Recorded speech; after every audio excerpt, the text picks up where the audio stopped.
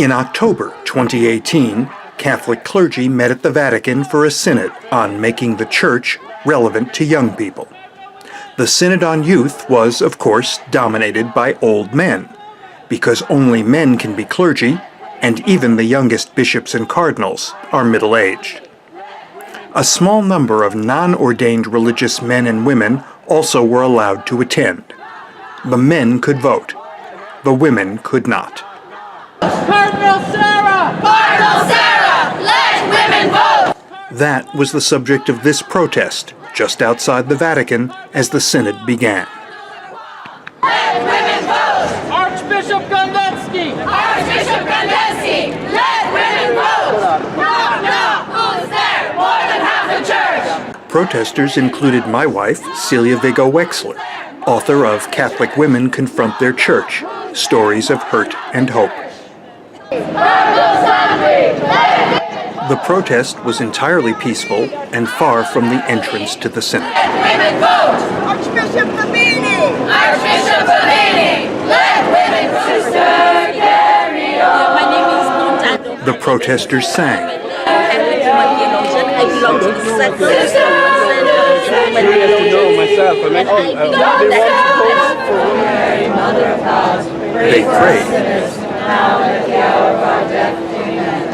Cardinal Sarah! Cardinal Sarah! Let women vote! And they chanted. Cardinal Marx! Let women vote! Cardinal Lacroix! Cardinal Lacroix! Let women vote! Knock, knock! Who's there? More than half the church!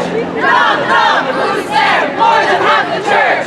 Reporters from news organizations such as National Public Radio and the Associated Press interviewed participants. Yes, the women are more than half as we are saying of the church. In the synod, they are only 10%, and yet in reality, women are in every parish, they are more than 80%. Cardinal Baldisseri! Cardinal Baldisseri! Let women vote! Cardinal Sacco! Cardinal Sacco! Let women vote! Other protesters explained the issues to passers-by. You're right. Two prelates from Ireland warmly greeted one of the most prominent protesters, Ursula Halligan. She is a journalist, activist, and former political editor for Ireland's first commercial television network.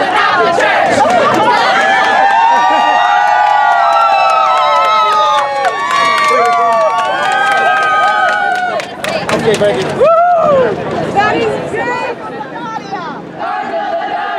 But those prelates were the exceptions. Most tried to pretend the protest wasn't happening. I'm sure it will be discussed. When a reporter caught up with one of them, he was evasive. But apparently, all that singing, chanting, and praying was too much for the Vatican, because someone called the cops. Rome police responded in force. 2 squad cars, a van, and even 2 officers on horseback. As can be seen in this video from Jamie Manson of the National Catholic Reporter, one plainclothes officer roughly grabbed a protest leader, Kate McElwee.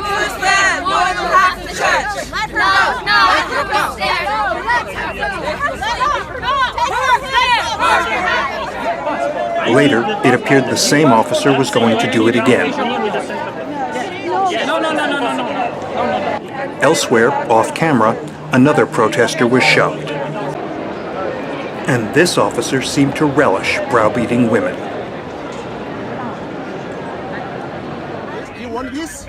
You want a job? Oh, I don't want a job. I don't want a job. I am the officer. I don't. Through it all, an assortment of church leaders walked right past, ignoring what was being done in their name.